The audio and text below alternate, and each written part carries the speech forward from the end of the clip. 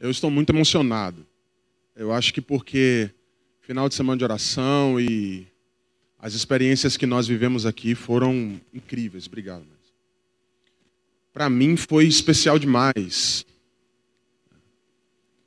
E eu estou vendo rostos aqui que eu vi durante a semana, outros que eu tenho certeza que não vieram porque não puderam. Mas tudo tenha sido para a honra e glória de Deus. Que todas as manifestações do Espírito Santo, que Ele tenha deixado marcas em nós. E eu espero que neste findar de semana de oração, nós consigamos encontrar o elemento que faltava. Se faltou algo para nos preencher completamente, que em nome de Jesus nós encontremos. Vamos orar. Nosso Senhor, nosso Deus, te suplicamos que permaneça ainda um pouco mais no meio de nós, inundando o nosso ser de alegria, tirando de nossas faces a tristeza, o rosto enfesado. Nos ajude a aproveitar essa atmosfera que a sua presença traz a todo e qualquer lugar que o Senhor está. Pedimos que o Senhor nos garanta um encontro genuíno com efeitos duradouros em nós. Que o seu Espírito atravesse o nosso coração. Que destrua todo ele, sendo isso necessário, e que refaça-o. E que nos torne, Senhor, cristãos genuínos. Obrigado por ter nos trazido até aqui. Obrigado pela sensação agradável de ter o Senhor ao nosso meio. E pedimos que o Senhor perdoe os nossos pecados e que apenas a sua voz seja ouvida nesta hora. Oramos em nome de Jesus. Amém. Eu não tive uma boa relação com meu pai. Não era culpa dele, não foi culpa dele. O meu pai não teve referências paternalistas. O meu avô abandonou a casa quando ele tinha 8 anos, me parece. Então, a minha avó cuidou do meu pai sozinha. E ela tinha que trabalhar para sustentar a casa e deixava ele a cargo de uma vizinha que não tratava bem. Ela torturava ele de alguma maneira. Naquela época, isso era muito comum. Os mais velhos tinham um poder sobre os mais novos, né? E havia um respeito que imperava isso. E o meu pai tomava beliscões, passava o dia tomando beliscões, puxões de orelha, tanto que hoje ele tem alguns traumas que são muito visíveis. Tem um deles, ele detesta que lhe toque a orelha. Minha mãe brincava muito com ele assim, e uma vez a gente perguntou, ainda garoto, e ela falou que ele se lembra muito dos puxões de orelha que levava, de ser arrastado assim pela casa, pela orelha. Então, meu pai cresceu desse jeito. Sem irmãos, a família muito pequena. Hoje, toda a família dele se reduz a tia faleceu, e agora ele tem um primo distante que ele vê assim a cada 5 anos, e olhe lá. Então, as referências de meu pai de relacionamento foram muito pequenas, e isso prejudicou de alguma maneira a nossa relação. Lá em casa, nós éramos eu e o meu irmão Léo e a nossa irmã de criação, Mônica. E quando eu passei a me entender por gente, eu passei a perceber como a nossa relação era difícil. Para vocês terem uma ideia, uma vez a minha mãe me deu uma cadeira de leitura e eu, quando dava 6h30, 7 horas da noite, eu me dirigia para o meu quarto, pegava a minha cadeira, abria, pegava um livro, a Bíblia e lia alguma coisa, passava ali 1h30, 2 horas lendo. E eu me lembro de uma vez que a minha mãe precisou tirar o forro para lavar. E eu fui procurar a cadeira, não encontrei. E a minha mãe falou, eu tirei o forro para lavar, está lá no varal, pega lá e veste na cadeira. E eu fui, peguei o forro, trouxe, e eu não consegui vestir a cadeira. Eu tinha, sei lá, cerca de 12 anos de idade. E eu voltei e tentei armar a cadeira, não consegui. O meu pai estava lá, sentado na sala, com aquele aspecto enfesado dele, que ele sempre carregou. Tinha acabado de chegar do trabalho, ainda estava com roupa de trabalho, assistindo TV. E eu me aproximei dele e falei, meu pai, o senhor pode? E ele olhou para mim e falou, o quê? Eu falei, é que eu não estou conseguindo vestir a cadeira com o forro. E ele tomou a cadeira e o forro da minha mão com muita violência e com 2 manobras ele conseguiu vestir a cadeira e depois me devolveu e disse, toma, burro. E eu me lembro da sensação que eu tive, porque, ora, já era uma relação, sabe, complicadíssima. E para uma criança, os efeitos são ainda piores, você deve imaginar. E eu peguei a cadeira, humilhados para sair da sala, mas me ocorreu dar-lhe uma resposta. E eu me voltei, olhei para ele e falei, sabe quando o senhor está aí batalhando, lutando para mandar um e-mail e o senhor não sabe nem por onde começar, não sabe nem que botão apertar para ligar o computador? E ele me olhou assim, pasmo. Falei, pois então, o senhor pede ajuda para mim. E eu me sento e disparo o e-mail que o senhor me pede, e o senhor nunca me viu, meu pai, me levantar da cadeira e chamar o senhor de burro, sendo esta uma tarefa tão simples. É porque, na minha idade, eu já aprendi que não existem pessoas burras, existem saberes diferentes. E o que eu sei o senhor não sabe, o que o senhor sabe eu não sei. É isto. E ele não me deu nenhuma resposta, ficou só me olhando e eu saí da sala, não tinha mais cabeça nenhuma para ler, me sentei lá no quarto e eu percebi ele ameaçando uma aproximação, passando pela frente da porta do quarto, até que ele venceu a si mesmo, entrou no quarto e me pediu perdão. Aquela foi a primeira vez que meu pai manifestou o carinho para mim, aos 12 anos de idade. Foi a primeira vez que eu o vi vencer a si mesmo, tornar-se vulnerável e pedir perdão.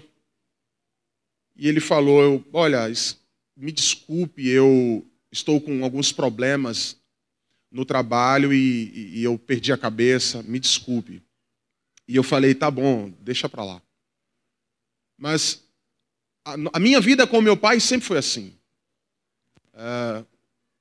A gente passou a vida se magoando com coisas que dizíamos um para o outro ou deixamos de dizer em certas circunstâncias.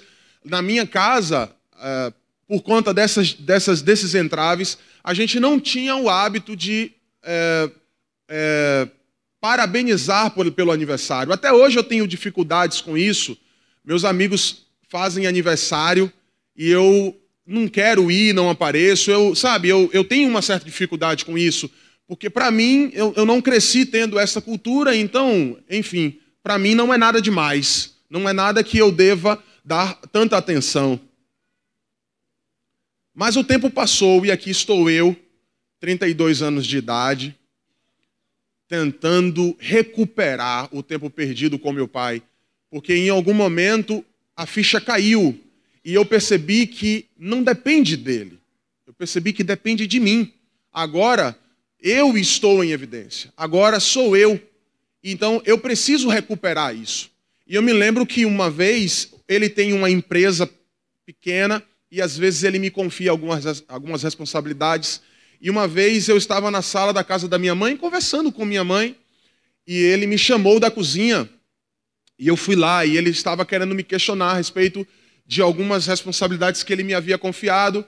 Então, como foi que você resolveu aquilo? E eu comecei a explicar para ele o que eu havia feito. Olha, eu enviei e-mail para fulano, explicando isso. E ele disse, não, tudo bem, pode ser assim, mas da próxima vez você pode tomar por este caminho. Irmãos, foi uma coisa incrível que aconteceu. Quando ele começou a falar, me explicar outros meios mais eficientes para resolver a questão, eu olhei para ele, eu vi o meu pai a primeira vez. Eu consegui percebê-lo, foi a primeira vez. E eu vi que o meu pai está envelhecendo, irmãos.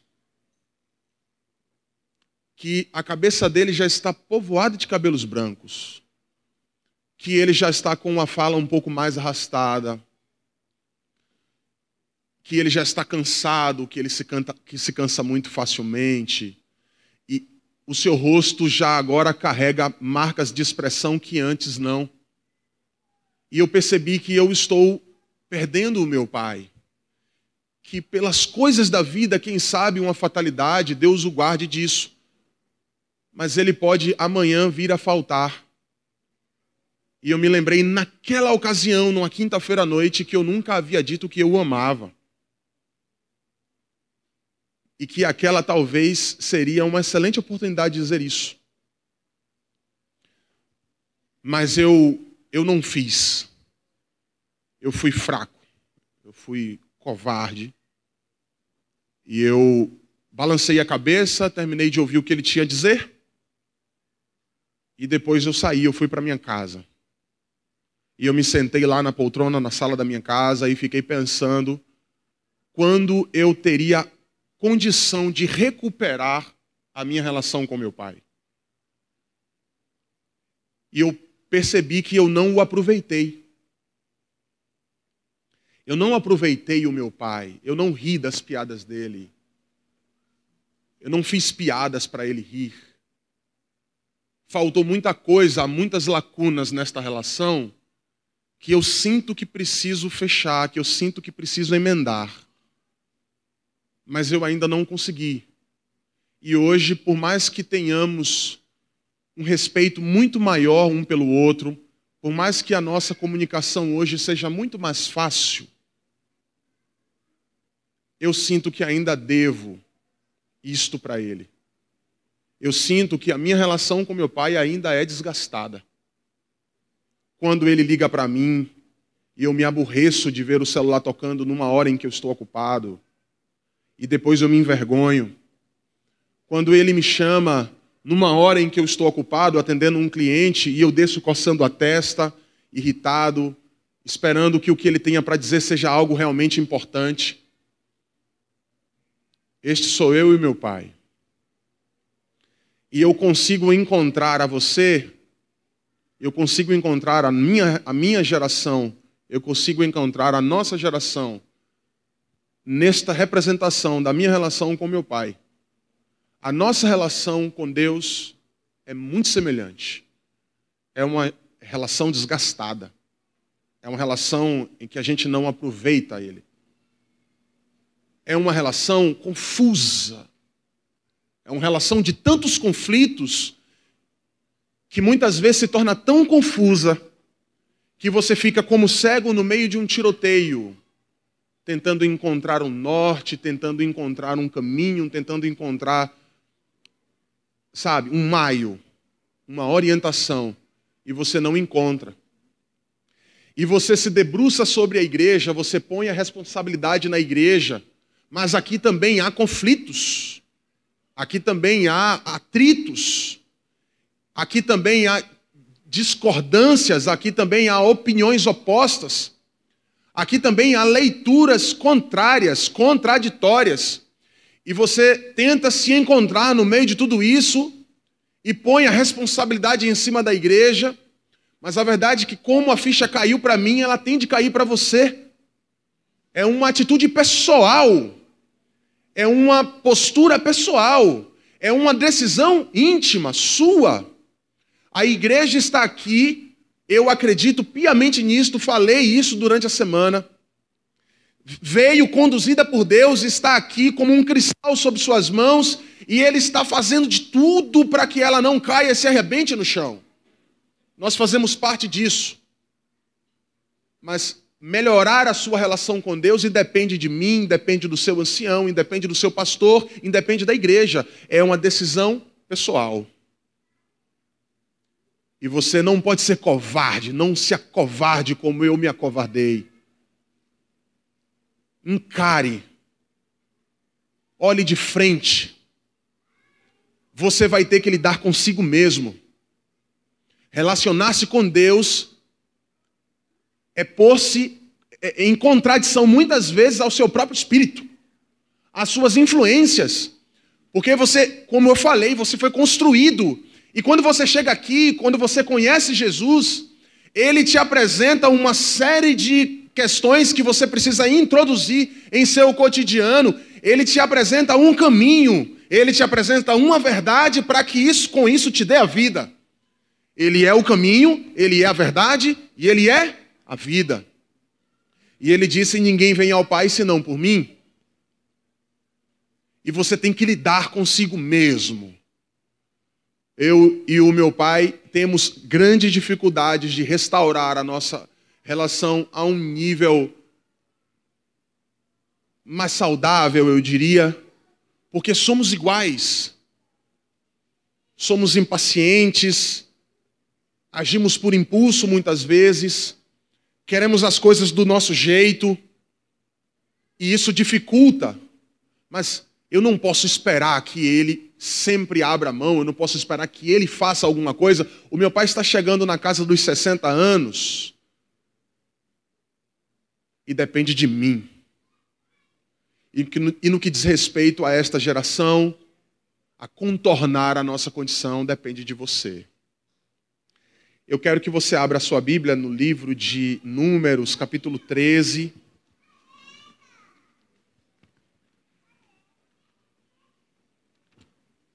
Vamos ler a partir do verso 26. Números 13, a partir do verso 26, aqui diz assim: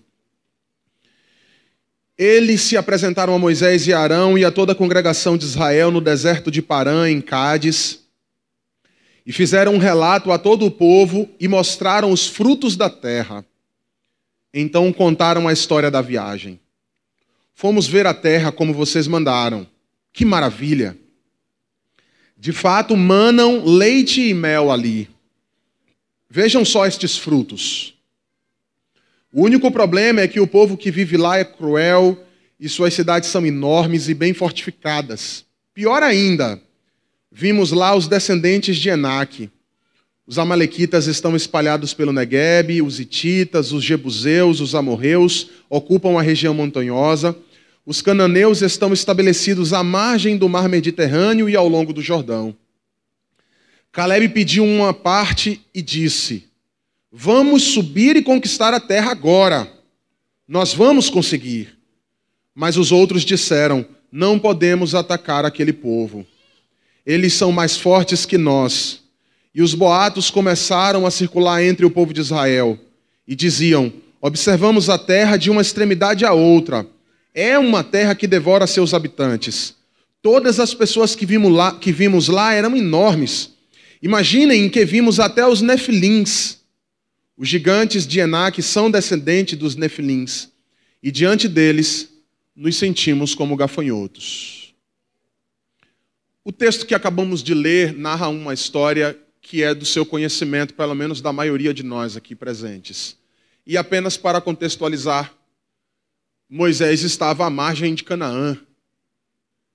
E aí estava na estratégia militar daquele povo enviar espias para que pudesse saber como seria a batalha, para que eles pudessem se posicionar belicamente na guerra. E feito isso, voltam aqueles 12 homens, cada um representando uma tribo de Israel. E cada um tinha um parecer diferente, óbvio.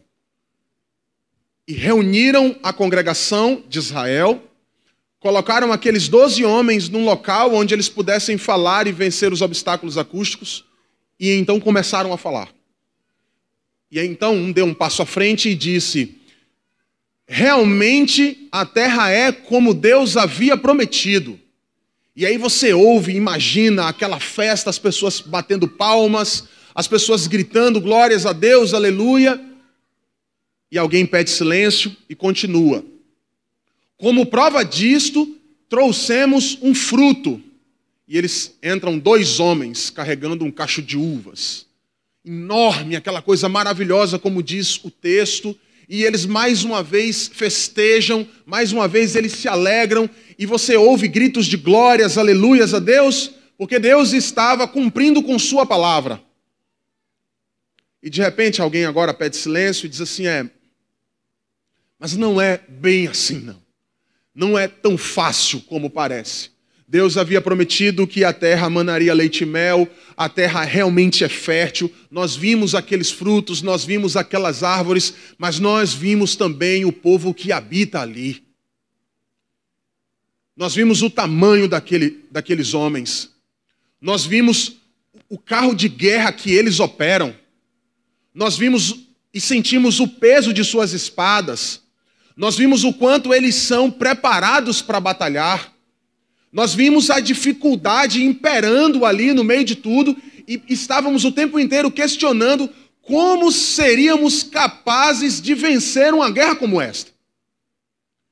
E você agora observa aquela multidão calada, os rostos assustados, começando a se sentirem-se deprimidos, começando a se entregarem em razão desta parte do relatório.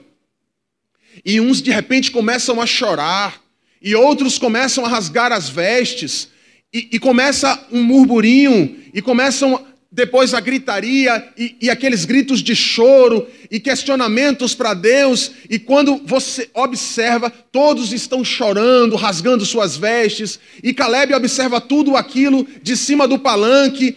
Imagine que ele começa a chamar a atenção de alguma maneira, e quando ele consegue a atenção da nação, ele põe-se a falar: reajam a isto, não se entreguem, somos capazes de vencer, porque Yahvé é nosso Deus, ele pode, se ele prometeu, veja, ele cumpriu a sua palavra, ele cumpriu a sua promessa. Agora estamos aqui, vencemos os egípcios, agora estamos aqui, o que nos falta agora é acreditar. E Caleb pôs-se a falar e a gritar e a vociferar, e as pessoas engoliram a voz de Caleb, chamaram-no de louco, chamaram-no de estúpido, não tem condição. E a voz de Caleb foi devorada pelos gritos de horror, de medo, de pavor. Não venceremos. E quando se fez um pouco de silêncio, alguém arrematou, dizendo: nós vimos os Enaquins lá, os Nefilins, vimos como eles são enormes. E se nós compararmos os nossos homens com eles, com os homens daquela nação, seríamos como gafanhotos. Seríamos como gafanhotos. O capítulo 14, no verso 1, nos diz o que aconteceu em seguida. Toda a comunidade se alvoroçou e chorou a noite inteira. Um choro amargo, irmãos. Um choro amargo da derrota, da frustração, decepcionados com Deus, sentiram-se esquecidos, sentiram-se impotentes, incapazes, não tinham condição de irem para o campo de batalha daquele jeito, certamente perderiam, e começaram a questionar a Deus uma noite inteira de choro, de clamor, de pranto,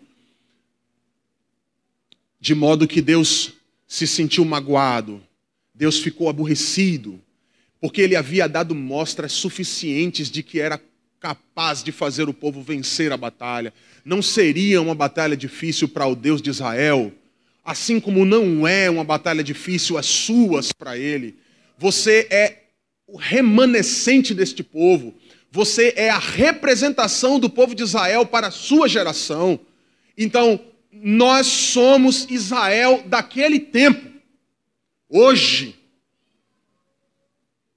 E Deus ficou tão chateado, Deus ficou tão aborrecido, que ele fez uma promessa naquela noite, de que ninguém daquela geração entraria em Canaã, exceto Josué e Caleb. A promessa de que ninguém daquela geração pisaria os pés em Canaã. E então ele tomou o povo pela mão e os levou para uma jornada sem volta ao redor do Egito, ao redor do deserto. E 40 anos foram sendo contados de um a um. E enquanto aquele povo ia caminhando debaixo daquele sol escaldante, eles iam morrendo. Alguns sofriam de insolação e morriam. Outros morriam de outras doenças que habitam o deserto. Outros foram devorados por feras. Sabe-se lá quais mais foram a causa de morte para aquela geração. Mas o texto diz, a história narrada diz que uma geração inteira morreu no deserto. Porque não acreditaram que Deus era capaz de fazê-los vencer, de fazê-los entrar em Canaã. Aquele povo tinha uma relação com Deus tão desgastada, era uma relação tão baseada em costumes, em letra, sabe? Era uma relação tão amarrada em cerimônias rituais, que eles perderam de vista o que realmente estava em jogo. E não foram capazes de confiar em Deus. Você percebeu o que eu acabei de dizer? Você percebeu o que eu acabei de contar? Eu estou contando a história do povo de Deus, do Deus que você veio adorar hoje. É a história, é o povo que você é remanescente. Milhares de gerações se passaram, milhares de anos se passaram. Estamos aqui. Estamos aqui repetindo. Somos a geração de Apocalipse, capítulo 3, Laodiceia. Somos esta geração. Nossas crenças apocalípticas apontam para isto. E eu tenho uma pergunta para você. Será que nós vamos deixar que esta geração se perca? A história do povo de Deus é manchada com a história de uma geração que se perdeu. De uma geração que não conseguiu encontrar o caminho. De uma geração que ficou confusa no meio dos obstáculos da vida. Uma geração que teve medo diante dos seus algozes. Uma geração que se sentiu fracassada mesmo antes de lutar. Esta foi a geração que se perdeu. E agora aqui estamos nós. E quando eu dou uma boa olhada em minha geração, eu temo que a história se repita. Eu tenho medo de que a história se repita. E eu falo para Deus, não, o quê? Me permita repetir. Você já deu uma boa olhada em nós? O quanto parecemos confusos. O quanto estamos endurecidos. Estamos na presença de Deus, mas tão endurecidos. Quando você estiver na presença de Deus, sinta Ele. Absorva o que Ele está apresentando para você. E isto irá convertê-lo. Essa relação desgastada que a nossa geração arrastou todos estes anos, nós precisamos pôr um basta nisso. E se você se sente incompatível, se você veio a semana toda e certamente foi confrontado pelas realidades que foram aqui apresentadas para você, ou se você acabou de chegar, se você veio hoje, sabe, é como se estivesse de gaiato no navio, né? No lugar errado, na hora errada. Não, no lugar certo, na hora certa. E está ouvindo tudo isto, o que Cristo está querendo dizer para você é que está na hora de você sair da sua zona de conforto e de você lidar consigo mesmo, de encarar a sua realidade, olhar de frente e tomar uma decisão. Uma decisão. É o que nos basta, é o que nos falta. Uma decisão que só compete a você.